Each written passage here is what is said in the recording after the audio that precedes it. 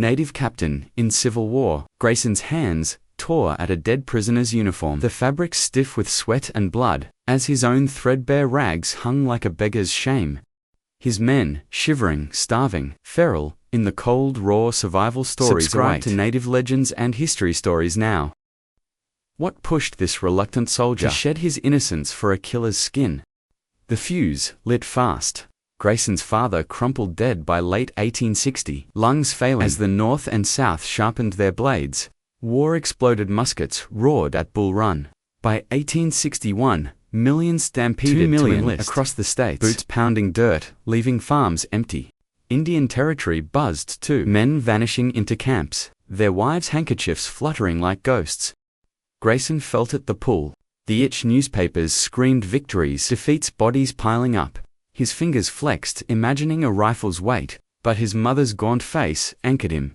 She kneaded dough with shaking hands, flour dusting, 3 hollow-eyed siblings. No father, no money, just him too young to carry it all, too old to dodge the stares.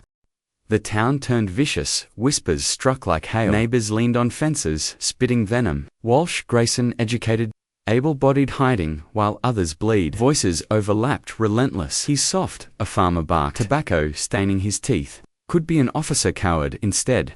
A woman sneered, her washboard slapping water. Recruiters hammered the door at dawn. Bang, bang, bang. Your PAS, but the South, dead sure, dying too. Inside his mother's grip, bruised his arm. You're all we've got left. She rasped, voice splintering. He slammed the door, heart slamming harder outside. The muttering swelled. By 1862, 3/4 of the region's men were gone, 750,000 Confederates alone. Historians tally, leaving Grayson a glaring outlier. His every step judged it, crashed over him. Sweat-soaked, he hauled grain from the field sack, slipping when women by the creek pounced. Scared of gunfire, Walsh, one taunted her laugh, a blade letting boys die for you. Another jabbed soapsuds dripping red in the sun. His chest heaved, he could stay. Chop wood, feed mouth, swallow the bile, or go prove he wasn't gutless. Numbers don't lie. 50,000 dead by mid-1862, and the war barely blinked. Duty to family sense, duty madness to pride, both clawed at him. Night sealed at boots, stomped close crunch, a drunken slur sliced the dark Grayson's yellow. A rock smashed the cabin wall, glass shivering. His sister whimpered, a small sob swallowed by shadows. His mother twisted a rag, eyes hard. They'll never stop, her words landed like a slap. He lurched up, grabbed his father's coat, frayed heavy with ghosts, and stormed out. Dawn found him at the recruiter's tent, tobacco smoke curling thick. I'll show him, he growled, scrawling his name as if carving it in stone. Honey Springs loomed, blood, chaos, a chance to choke the doubter. Silent, even if it tore him apart, Grayson's boots squelched in the creek-bottom muck. At Honey Springs, the air, thick with gunsmoke and the sour tank of fear. July 17, 1863, the sun blazed. Mosquitoes swarmed and his Indian Brigade unit hunched low. Rifles slick with sweat, he was a captain now. 2, young voice still rough. The youngest in the pack, his chest heaved. Pride warring with dread across the field. Union forces loomed, 3,000 men, cannons gleaming, outnumbering the Confederates 6,000. Nearly 2-to-1 shots split the air. Smoke clawed his throat 50 yards off. 2 Creek scouts sprawled dead, their fresh Union bluecoats already gone, yanked off by their own side before the blood cooled. Grayson's men moved fast, scavengers in the chaos. He'd stumbled into command green untested. Thrust up. Because the brigade bled leaders like a stuck pig, a mere boy he'd scoff later, but the weight hit hard. Captains usually bore scars and years, not the smooth jaw of youth. His hands trembled, barking orders while grizzled soldiers shot sidelong glances, trust in as the mud underfoot. The Union line surged, boots pounding, bayonets flashing, and Grayson's world shrank to the shriek of bullets and the wet thud of flesh hitting earth. It unraveled quick. General Douglas Cooper hunched behind a ridge, maps flapping, yelled retreat before half the men even fired. Grayson's breath caught smoke, parting to reveal the mess. Hundreds crouched, rifles cold, never loosed. Bad management. He'd spit later, and the sting held truth. Cooper's force, scattered, half-starved, faced a Union machine oiled by Fort Gibson's steady supplies. Historians peg it on numbers and logistics. 3,000 tight-knit Federals crushing afraid, 6,000. Grayson saw cowardice plain and raw. "Hold the line," he rasped, voice cracking, but Cooper's order drowned him. Men stumbled back, boots slipping, the day lost in a haze of dust and curses. Then Colonel Chili McIntosh surged up, face carved, hard eyes aflame, his voice slashing through the smoke. "In Muskogee, the sun rises eternal, but men must die. Choose how. As warriors are cowards." Grayson's pulse hammered the words, sinking deep.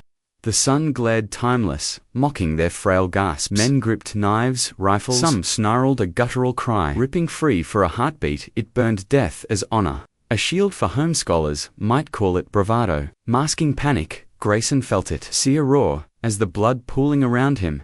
The fire snuffed fast retreat, hit a scrambling. Swearing Root Honey Springs fell. Grayson's unit slogged off, mud sucking at their heels, leaving carnage behind. Farms and cabins lay bare. Over 200 torched in the Union's wake. Records tally families peeked from doorways, faces ashen, hands clutching quilts. "Flee south, or stay," a woman whispered, voice trembling, as wagons groaned under hasty loads. Kids' pots, a single hen flapping loose. Others stayed, praying Federal mercy wasn't a myth. Grayson's company slunk behind the lines. Shadows in the dusk. A Creek soldier knelt by a Union corpse, yanking off boots still warm with life. "Better than Confederate trash," he muttered, leather creaking as he tugged. They had a rhythm, boots first, then coats, then pants. If the stains weren't too bad, draping the dead in their own grey rags. A grim swap of fates. Mud from Honey Springs still caked Grayson's boots. As war dragged on, relentless, grinding his company into shadows of men. Late 1863 bore down winter's bite, sharpened frost, crusting the Indian Territory's red earth. The Confederacy's supply lines frayed to threads. Only 30% of Mississippi troops had decent uniforms, historians later reckoned, leaving Grayson's ragged band shivering, RIBS poking through threadbare shirts. Breath fogged in the chill, lips cracked and bleeding as they crouched around a dying fire. Embers spitting weak sparks. A Union prisoner lurched into camp one dusk. Blue coat, thick, boots scuffed but sturdy, hands bound, eyes darting. Grayson's fingers raw and trembling tore into the wool, peeling it free. The fabric stiff with sweat and grime. His own rags, tattered, smelling of rot, slipped off his shoulders like a shed skin. "Take these," he muttered, shoving them onto the prisoner, who flinched. As the cold bit deeper, his men swarmed. Boots yanked, pants ripped, coats claimed, leaving the captive shivering in their grey. A living ghost swapped for warmth. Night stretched thin. Grayson led a patrol, boots crunching frozen grass, his blonde private stalking, close hair wild, eyes glinting like a hawk's. They crept through a pine grove, moon a sliver overhead, air sharp with resin. Ahead to Union scouts, sprawled dead asleep, rifles propped on a stump, snores bubbling soft in the dark. Firelight flickered over their slack jaws, coats bunched under heads like pillows. The private's knife winked, voice a hiss, "We cut him now." Quick and done, Grayson's chest tightened, those faces smooth, unguarded. Could have been kin. He gripped the man's wrist, breath sharp, let him dream. "We move." The private's glare burned, but they slunk back, pine needles pricking their souls. Dodging the open roads, mercy flickered. Maybe a scrap of grace. In a war that swallowed 300,000 souls by then. Or just weariness. The weight clung heavier than the frost on his lashes. Raids kept them alive. Word hissed through camp, a Union haymaking crew camped north of the Verdigris River, sides gleaming, guarded by Fort Gibson's detachment. Grayson's blood thrummed a pulse in his ears. He rallied his crew, 10 gaunt figures, faces etched with hunger, his cousin, Valentine McAnally, among them. Lena, a month older, teeth flashing in a grin like it was a lark. The plan snapped tight, cross the lines, hit at dusk, fade fast. They struck boots, pounded prairie sod grass, slashing their shins, sky bruising. Purple rifles cracked Grayson's, men unleashed chaos. Yells tore from their guts, jagged and wild, shredding the air. The Union crew reeled, hay bales toppled, eyes bulged as shouts of Choctaw erupted.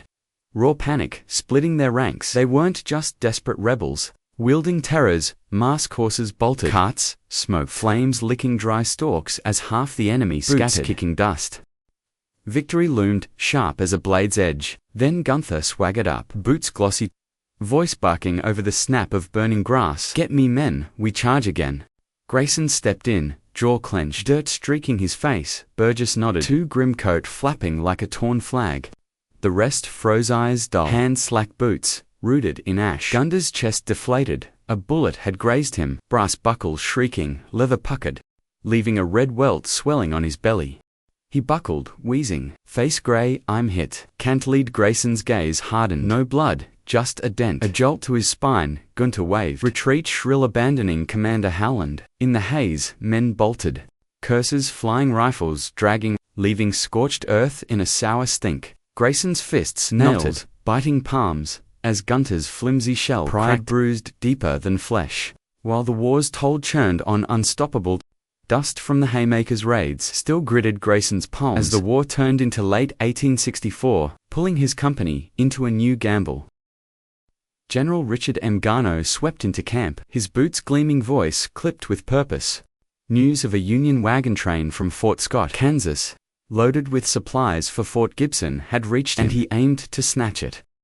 Grayson's spine stiffened, his resolve now a sharpened blade. He'd vowed to join every raid, to carve his mark in this relentless fight. The Second Battle of Cabin Creek loomed, September 27, 1864, over 200 wagons stretching the horizon, guarded by 300 Union troops ripe for Garneau's 2,000 rebels to overwhelm.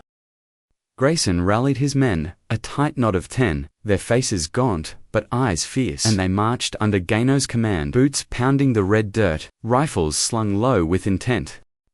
Darkness veiled their advance as they slipped toward the creek, pine branches brushing their shoulders, the air thick with damp earth and tension. Grayson led his squad near the front, positioning them along the creek bank, where mud clung to their knees and the faint creak of wagon wheels drifted. Through the night, Garneau's plan was clear: strike at dawn. The Union, sprawled and groggy. Grayson's throat ached, raw from hours of rallying his men in Muskogee, his voice fraying to a hoarse whisper as he urged them into formation, hands steadying rifles in the gloom. The Union camp stirred, a lantern swayed, shadows staggered, and a drunk reeled out, boots sloshing, curses tumbling from his whiskey-soaked tongue. "You rebels burn," he bellowed, lurching toward Grayson's line, spittle glinting in the faint light. "Halt!" a soldier snapped voice, cutting the dark once, twice, then a third time. The man stumbled closer, heedless, until a rifle cracked, the shot punching through his chest. He crumpled, blood steaming in the chill silence, swallowing his last slur. Dawn bled across the sky, and Grayson gave the signal, his arms slashing down, a ragged yell ripping from his throat as his men surged forward alongside Garneau's force. Hooves thundered, rifles blazed, and the Union line buckled under the sudden onslaught. Wagons tipping, crates splintering, horses shrieking as Grayson drove his squad straight into the chaos. He aimed for the stockades, wooden spikes jutting along the creek, and hacked at them with an axe. Splinters flying, his men firing over his shoulder. To cover the breach, a Creek elder pressed a pouch of war medicine into his palm, eyes urgent, but Grayson thrust it back, sweat streaking his face, determined to face the storm "Keep moving," he rasped, voice nearly gone, pushing his men through the gap as bullets whizzed past, one grazing his sleeve. Pleasant Porter charged beside him, the only other Creek in the fray, his breath heaving as they toppled the barricade together, wood cracking under their boots. By noon, the wagons smoked. Over $1.5 million in Union goods, torched or seized. 300 Federals dead to the Confederates, 50, a brutal tally etched in the dirt. Night fell heavy around a spitting fire, and Jackson Moon stood pipe-clenched, smoke curling as he eyed Grayson. Old Captain ran from fights. "This one don't," he grunted, striking a match with a flick. Men murmured, nods rippling through the haze, their hands still trembling from the day's fury. Grayson sat, silent, knuckles bruised, his courage laid bare, no charms, no crutches, just the raw will that had carried him through the breach. Historians might call it bravado, a young man chasing proof. In the firelight, it weighed real, forged in blood and smoke, a defiance louder than his lost voice. Embers from the Cabin Creek raid still flickered in Grayson's mind as the war's clamor faded, leaving him crouched by a fire in early 1865, the air sharp with pine and memory. His hands, rough and scarred, traced the rim of a dented canteen. The weight of years, settling deep, stormed stockades, dodged bullets, led men through blood-soaked muck. Yet a splinter of doubt pierced him, cold and persistent. Was it courage, or just a boy's reckless sprint? Back then, barely beyond youth, he'd faced death without blinking. Over 600,000 gone by the war's close, historians tallied, and he danced with the tally like it was a dare. His breath had quickened, not from dread, but a wild rush, the risks a haze he hadn't weighed. He stared into the flames, jaw clenched, wondering if the bravery men saw was merely too green to fear. Years clarified his gaze. Grayson rose, boots grinding the dirt, the fire's warmth brushing his legs. As his thoughts deepened, true courage